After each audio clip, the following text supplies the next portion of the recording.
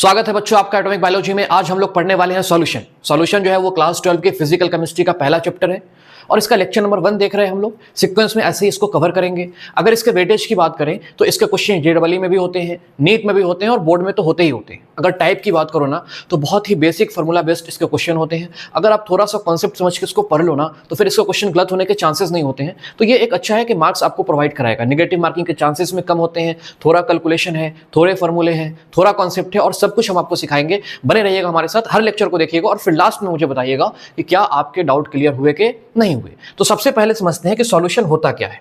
एक basic definition है solution का कि solution is the homogeneous mixture of two or more chemically non reacting substances. दो या दो से ज्यादा वैसे सब्सटेंस जो आपस में रिएक्ट नहीं करते हैं और इनका होमोजेनस मिक्सचर जो है वो सॉल्यूशन कहलाता है। तो आपके मन में पहला ही डाउट यह आएगा कि व्हाट इज होमोजेनस मिक्सचर। तो आप इसको ऐसा कह सकते हो कि mixture in which component are uniformly distributed throughout the solution. एक ऐसा मिक्सचर जहां पे कंपोनेंट जो है पूरे सॉल्यूशन में एक जैसे बटे हुए हैं। आप बोलोगे इसका क्या मतलब हुआ। मैं कहता हूं कि आप एक गिलास पानी लो, उसमें आप 1-2 चम्मच चीनी डालो, उसको बढ़िया से मिक्स कर दो, फिर कहीं से भी पीकर देखो आपको मिठास सेम दिखेगी। ऐसा नहीं है कि ऊपर का ज्यादा मीठा लगेगा नीचे का कम मीठा लगेगा। एक बार चीनी पूरा घुल गया फिर आप कहीं से भी पीकर देखो आपको वो एक समान मीठा लगेगा। मतलब चीनी जो है वो पानी के अंदर ऐसे घुल चुका है कि कहीं पर भी उसका अगर आप कंसंट्रेशन देखना चाहो तो वो सेम आएगा। इसको हम लोग बोलते हैं होमोजेनस मिक्सचर। एक और बात याद रखेंगे कि इसको आप आसानी से डिफरेंशिएट नहीं कर सकते हो और नॉट की जगह पर डायरेक्ट लिख लो कांट डिफरेंशिएट। Can't differentiate. एक बार चीनी घुल गया पानी के अंदर फिर आप नहीं बता सकते कि कहां पे चीनी है और कहां पे पानी है, तो आप डिफरेंशिएट भी नहीं कर सकते। अगर आप पढ़ के आए होगे, मैं आपको बताऊं, अगर आपने पढ़ा होगा state of matter class 11th में, स्टेट ऑफ मैटर पदार्थ की अवस्था, तो एक तो आपने पढ़ा होगा इसका फिजिकल क्लासिफिकेशन कि देख के आप कैसे बता सकते हो। और फिजिकल क्लासिफिकेशन में तो बहुत आसान है कि मैटर 3 तरह के होते हैं, सॉलिड होता है, लिक्विड होता है और गैस होता है। लेकिन जब आप केमिकल क्लासिफिकेशन पढ़े होगे ना, जब आप वहां पे पढ़े होगे केमिकल क्लासिफिकेशन, तो वहां पे 2 चीजें आई होंगी। पहला आपने पढ़ा होगा प्योर सब्सटेंस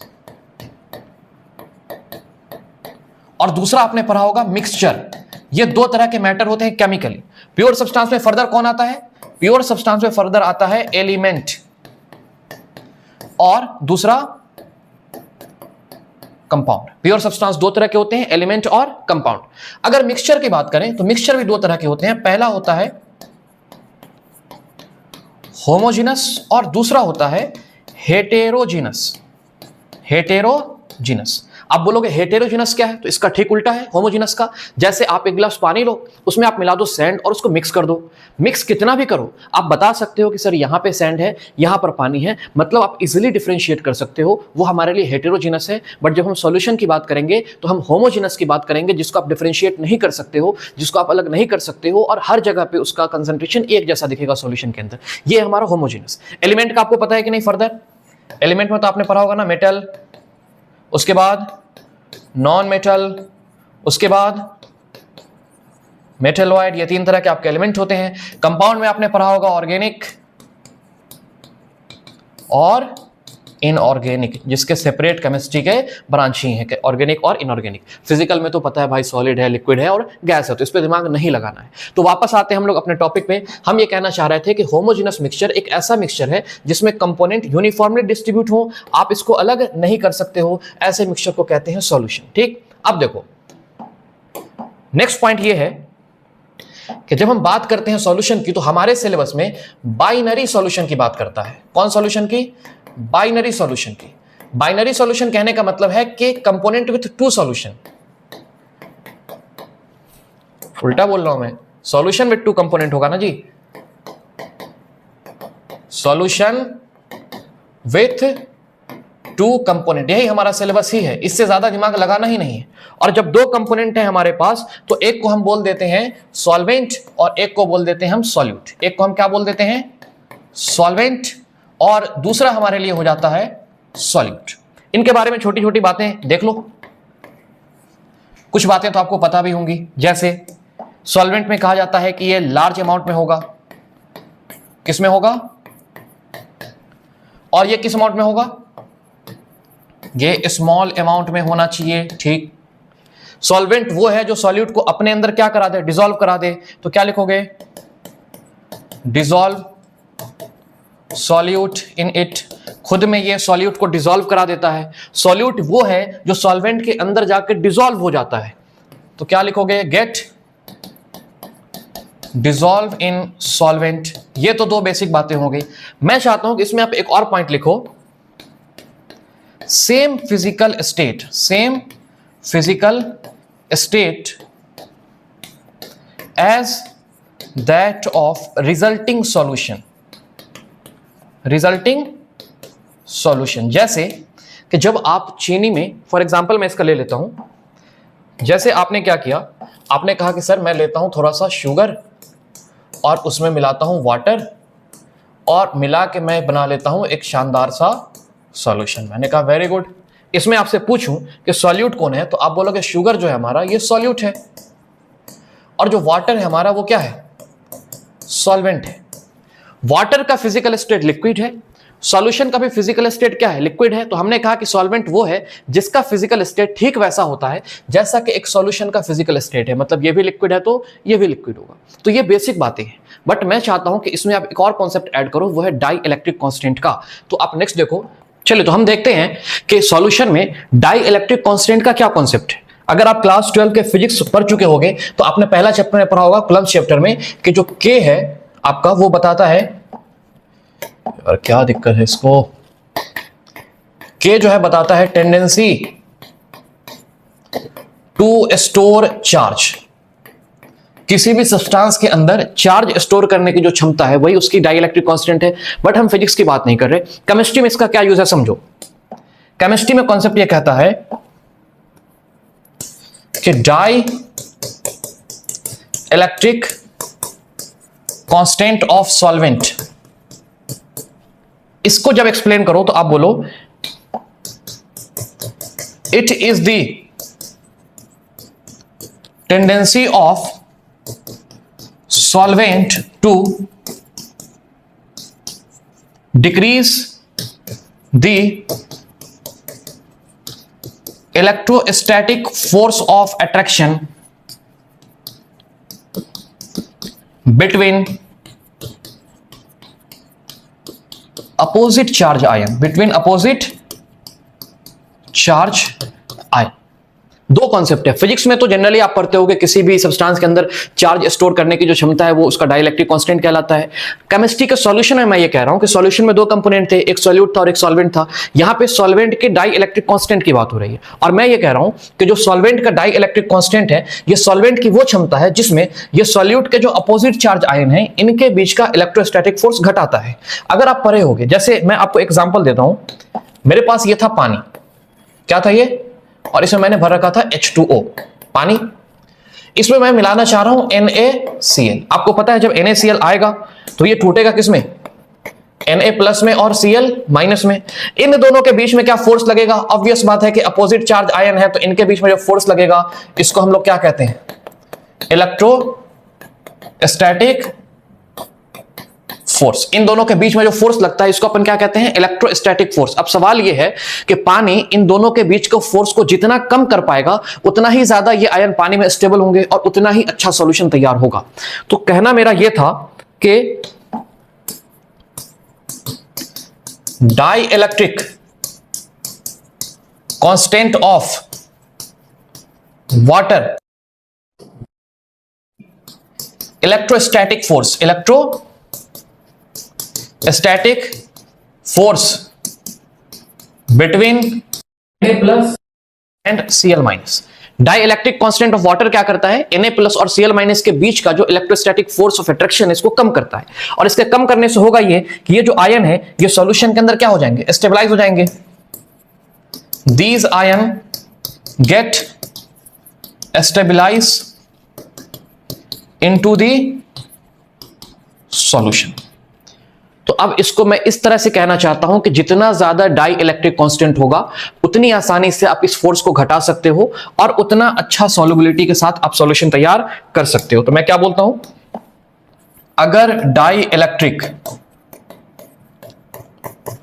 कांस्टेंट इंक्रीज कर रहा है तो इस टाइम पे याद रखिएगा सॉल्युबिलिटी भी क्या करेगी, इंक्रीज करेगी। जिसका डाई इलेक्ट्रिक कांस्टेंट ज्यादा होगा वो ज्यादा अच्छा सॉल्वेंट का काम करेगा। क्या कह रहा हूं मैं, जैसे वाटर के बारे में आपको पता है जी, वाटर का डाई इलेक्ट्रिक कांस्टेंट कितना होता है, वाटर का K का वैल्यू होता है 80, बहुत जगह पे 78 भी कहते हैं। K का वैल्यू कितना होता है, 80 के बराबर, और ये मैक्सिमम वैल्यू है, ये एक मैक्सिमम वैल्यू है। इससे ज्यादा डाई इलेक्ट्रिक कांस्टेंट किसी का नहीं होता है। इसीलिए हम लोग वाटर को यूनिवर्सल सॉल्वेंट भी कहते हैं। वाटर को क्या कहते हैं, यूनिवर्सल सॉल्वेंट। जिसका डाई इलेक्ट्रिक कांस्टेंट जितना ज्यादा होगा वो उतना अच्छे सॉल्वेंट का काम करेगा और सॉल्यूट के बीच के इंटरेक्शन को कम करके सॉल्यूशन के अंदर उसको सॉल्युबल कराने का काम करेगा। इसको अगर आपको समझना है तो मैं आपको एक और एग्जांपल देता हूं। जैसे देखो मेरे पास है water, I have water and I have benzene। Water के लिए जो K की वैल्यू होती है वो 78 या आप 80 भी ले सकते हो, और बेंजीन के लिए जो K की वैल्यू होती है ये 2.3 लेते हो। मतलब देख के लग रहा है कि बेंजीन के डाई इलेक्ट्रिक कांस्टेंट की वैल्यू बहुत कम है और वाटर के डाई इलेक्ट्रिक कांस्टेंट की वैल्यू बहुत ज्यादा है। अब इससे ये आप समझो, यहां पे NaCl is soluble in water. NaCl जो है वो पानी में सॉल्युबल है, but NaCl is not soluble in benzene.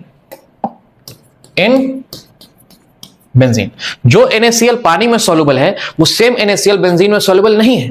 और आप ऐसा कह सकते हो कि पानी का डाई इलेक्ट्रिक कांस्टेंट बहुत ज्यादा है तो NaCl के जो चार्ज है इनके बीच के इंटरेक्शन को बहुत घटा देगा और आसानी से सॉल्युबल करवा लेगा। लेकिन बेंजीन का डाई इलेक्ट्रिक कांस्टेंट बहुत कम है और ऐसे में वो Na और Cl के बीच के इंटरेक्शन को कम नहीं करवा पाता है और उसको अपने अंदर सॉल्युबल नहीं करवा पाता है। इसको कहने का एक और शानदार तरीका है, वो ये है कि आप ये कह सकते हो लाइक डिसॉल्व लाइक। सवाल तो इसी से बन जाएंगे, like dissolve like, which means अगर आपके पास पोलर सॉल्यूट है, जैसे आपके पास क्या है, पोलर सॉल्यूट है, तो इसको डिसॉल्व कराओ पोलर सॉल्वेंट में। क्या बोलो, dissolve in polar solvent.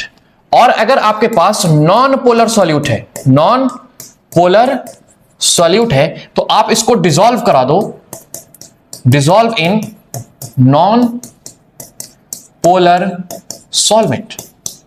Like dissolve like. इसीलिए जितने जब ऑर्गेनिक केमिस्ट्री आप पढ़ोगे ना तो वहां पे अलग से क्वेश्चन आएगा कि ऑर्गेनिक कंपाउंड पानी में सॉल्युबल है कि नहीं, बिकॉज ऑर्गेनिक कंपाउंड में होता है कोवेलेंट बॉन्ड और वो ज्यादा पोलर होते नहीं है जब तक कि उनमें फंक्शनल ग्रुप नहीं आए। बिना फंक्शनल ग्रुप के जो कार्बन की चेन है वो तो डायरेक्ट नॉन पोलर है, ठीक है। तो उसमें जो पोलर नेचर आता है वो फंक्शनल ग्रुप की वजह से आता है। तो वहां पे हमेशा ये सवाल बनेंगे कि क्या ये पानी में सॉल्युबल होगा कि नहीं होगा, और इसका लॉजिक भी यही है कि बीइंग अ नॉन पोलर, क्या ऑर्गेनिक कंपाउंड पानी में सॉल्युबल है कि नहीं है। तो लाइक डिसॉल्व लाइक आप याद रखिएगा, पोलर वाले पोलर में सॉल्युबल होंगे, नॉन पोलर वाले नॉन पोलर में सॉल्युबल होंगे। तो ओवरऑल जो हमारा कॉन्सेप्ट है डाई इलेक्ट्रिक कांस्टेंट का, आप वो याद रखिएगा, ठीक है। Concept of dielectric constant ये कहता है कि जिस सॉल्वेंट का डाई इलेक्ट्रिक कांस्टेंट जितना ज्यादा होगा वो उतना अच्छा सॉल्वेंट का काम करेगा। और डाई इलेक्ट्रिक कांस्टेंट करता क्या है कि जब सॉल्यूट इसमें डालते हो, और स्पेशली आयनिक कंपाउंड होता है अगर सॉल्यूट में, तो उसमें दो आयन बनते हैं, एक पॉजिटिव और एक नेगेटिव। जब भी दो अपोजिट चार्ज आयन आमने सामने आएंगे तो उनमें अट्रैक्शन का फोर्स लगेगा। इलेक्ट्रोस्टैटिक फोर्स ऑफ अट्रैक्शन आप पढ़ चुके हो, F = K Q1 Q2 अपन R²। यहाँ पे K = 1/4 ε0 होता है, जहां पे आता है आपका डाई इलेक्ट्रिक कांस्टेंट। तो इतना तो फिजिक्स में आप पढ़ लेना। केमिस्ट्री में सिर्फ याद रखो कि अगर डाई इलेक्ट्रिक कांस्टेंट बढ़ता है तो फोर्स घटता है, और फोर्स घटेगा तो दोनों आयन का आपस में इंटरेक्शन खत्म हो जाएगा, तो वो सॉल्वेंट के अंदर अच्छे से सॉल्युबल हो पाएगा। तो जितना ज्यादा डाई इलेक्ट्रिक कांस्टेंट होगा सॉल्वेंट का, उतना आसानी से वो किसी चीज को अपने में सॉल्युबल करवा पाएगा और वो उतना अच्छा सॉल्वेंट होगा। और इसको समझने के लिए मैंने जो एग्जांपल दिया, मैंने कहा कि NaCl को पानी में भी डाल के देखो और NaCl को बेंजीन में भी डाल के देखो। आप पाओगे कि NaCl पानी में अच्छे से घुल जाता है, लेकिन वही NaCl बेंजीन में नहीं घुलता है। एक तो कॉन्सेप्ट ये है कि बेंजीन नॉन पोलर है, और NaCl आयनिक कंपाउंड है तो उसमें नहीं घुलेगा। बट अगर इसको डाइलेक्ट्रिक कांस्टेंट से समझो तो आप बोलोगे कि पानी का डाइलेक्ट्रिक कांस्टेंट 80 के बराबर है, तो ये आसानी से उसके फोर्स को घटा देता है और अपने अंदर सॉल्युबल करा लेता है। बेंजीन का नहीं है, बेंजीन का सिर्फ 2.3 है, तो वो उसके फोर्स को घटा ही नहीं पाता। जब वो दोनों आपस में ही लगे पड़े हैं तो वो कैसे बेंजीन के अंदर सॉल्युबल होंगे? ऑब्वियस बात है कि नहीं होंगे। ठीक है, अब यहां से आगे आइए, अब यहां से आगे कॉन्सेप्ट समझो आप। यहां से आगे का कॉन्सेप्ट धीरे धीरे हम लोग चलते हैं कंसंट्रेशन पे, कि जब आप सॉल्यूशन लेते हो, अभी आपने सीखा कि सॉल्यूशन में हमारे पास दो कंपोनेंट होते हैं, एक हमारे पास होता है सॉल्यूट और एक हमारे पास होता है सॉल्यूशन। पता है सॉल्यूशन सॉल्वेंट होता है ना भाई, एक हमारे पास होता है सॉल्वेंट। देखो जो सॉल्यूट है ना, इसके लिए हम लोग वर्ड यूज करते हैं कंसंट्रेशन। सॉल्यूट के अमाउंट को बताने के लिए किसको यूज करते हैं? कंसंट्रेशन को। और जो सॉल्वेंट है इसके अमाउंट को बताने के लिए वर्ड यूज किया जाता है डाइल्यूशन। क्या यूज किया जाता है? डाइल्यूशन। अगर कहीं पर सेंटेंस में ऐसा लिखा रहे कि सॉल्यूशन गेट कंसेंट्रेटेड, क्या लिखा रहे? सॉल्यूशन गेट कंसेंट्रेटेड, तो आप कहिएगा कि सॉल्यूट का अमाउंट बढ़ रहा है, सॉल्यूट अमाउंट क्या हो रहा है? इंक्रीज हो रहा है। अगर कहीं पे ऐसा लिख दे कि सॉल्यूशन गेट डाइल्यूटेड, इससे आपको यह पता चलेगा कि सॉल्वेंट का अमाउंट बढ़ रहा है, सॉल्वेंट अमाउंट इंक्रीज हो रहा है।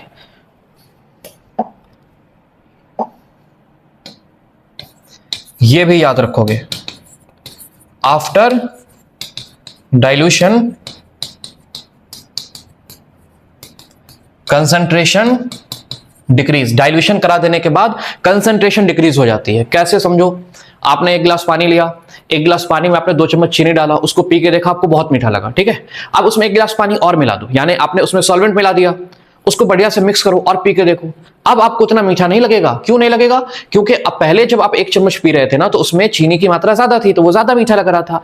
लेकिन जब आपने मिलाया पानी तो वो सॉल्यूट और बढ़ गया सॉल्वेंट के अंदर, तो अब ऐसे में 1 स्पून में बहुत कम सॉल्यूट आ पा रहे हैं। इसी को हम लोग कहते हैं कंसंट्रेशन का गिर जाना। तो जब भी कभी हम डाइल्यूशन करवाएंगे, डाइल्यूशन का मतलब या तो पानी मिलाएंगे या सॉल्वेंट मिलाएंगे, क्योंकि मोस्टली जगह पे पानी ही यूज हो रहा है एज अ सॉल्वेंट। तो जब जब पानी मिलाएंगे तब तब हमारा कंसंट्रेशन क्या होगा? डिक्रीज करेगा। इस सबको हम आगे देखेंगे। तो सबसे पहले हमारा कॉन्सेप्ट ये है कि कंसंट्रेशन के जितने भी टर्म है उसको कवर आउट करने के बाद हम लोग चलेंगे आगे वेपर प्रेशर और रॉल्स लॉ पे। आप मेरे से पूछोगे अगर कि कंसंट्रेशन के कितने टर्म पढ़ने हैं, तो मैं आपको बता देता हूं एक एक करके। सबसे पहले हम लोग देखेंगे W बाई डब्ल्यू परसेंटेज, यानी वेट बाई वेट परसेंटेज। फिर दूसरा देखेंगे W बाई वॉल्यूम परसेंटेज। फिर तीसरा देखेंगे वॉल्यूम बाई वॉल्यूम परसेंटेज। उसके बाद हम लोग पढ़ेंगे मोलैरिटी, फिर पढ़ लेंगे मोलैलिटी। उसके बाद हम लोग देख लेंगे नॉर्मलिटी। उसके बाद हम लोग पढ़ लेंगे फॉर्मेलिटी और उसके बाद हम लोग पढ़ लेंगे मोल फ्रैक्शन। लास्ट में आपको पीपीएम और पीपीबी भी बता देंगे, बट मेन ये है weight by weight percentage, weight by volume, volume by volume percentage, molarity, molality, normality, formality और मोल फ्रैक्शन। मैं उम्मीद करता हूं कि आपको मोल के बारे में पता होगा, क्योंकि मोल के बारे में क्लास 11th में ही चैप्टर हो जाते हैं। एन निकालने के लिए आपके पास 3 फार्मूला है। पहला फार्मूला होता है वेट बाय मॉलिक्यूलर वेट, यानी अगर वेट ग्राम में दिया हुआ हो और मॉलिक्यूलर वेट से डिवाइड कर दो तो आपको नंबर ऑफ मोल निकल जाते हैं। दूसरा तरीका है कि अगर आपको नंबर देके पूछे तो एक फार्मूला होता है number of particle divided by Na जो कि हमारा एवोगैड्रो नंबर है और बराबर होता है 6.022 इंटू 10 टू द पावर 23। अब यहाँ पे नंबर जो है वो पार्टिकल का, एटम भी दे सकता है, मॉलिक्यूल भी दे सकता है, वो सवाल पे डिपेंड करेगा। और तीसरा फार्मूला होता है जब आपको वॉल्यूम ऑफ गैस दिया रहे, volume of gas divided by 22.4। ये पुराना एटीएम के हिसाब से है, करंट एनसीईआरटी में प्रेशर बार में लिया है तो 22.7 लेना है यहाँ पे, बट सवाल 22.4 से ही लगा के बनाइएगा। तो ये नंबर ऑफ मोल निकालने के 3 फार्मूले हैं, वेट बाय मॉलिक्यूलर वेट, यहाँ पे नीड पड़ेंगे कंसंट्रेशन में। ठीक है, तो ये कंसंट्रेशन टर्म हो गए। और जिनका मोल क्लियर नहीं है आप याद रखिए, मोल का 3 formula, weight by molecular weight, number of particle by Na और volume of gas by 22.4 litre. ठीक है, तो उम्मीद करता हूं कि यहां तक आपको समझ में आया होगा। नेक्स्ट लेक्चर में हम लोग स्टार्ट करेंगे कंसंट्रेशन के टर्म को, एक लाइन से सब कुछ देखेंगे कि कैसे इससे सवाल आते हैं। एक दे के दूसरा पूछे तो उसको कैसे सॉल्व करते हैं, मोलैरिटी का क्या केस है, नॉर्मलिटी का क्या केस है, इसके बाद मैं आपको स्ट्रेंथ भी सिखाऊंगा और एसिड बेस का न्यूट्रलाइजेशन से क्वेश्चन आते हैं वो भी मैं आपको सिखा दूंगा। तो इसको देखने के लिए थैंक यू, ऐसे ही बने रहिए और वीडियो हमारे देखते रहिए। अगर अच्छा लगे तो लाइक कीजिए और सब्सक्राइब कर सकते हैं तो कर लीजिए।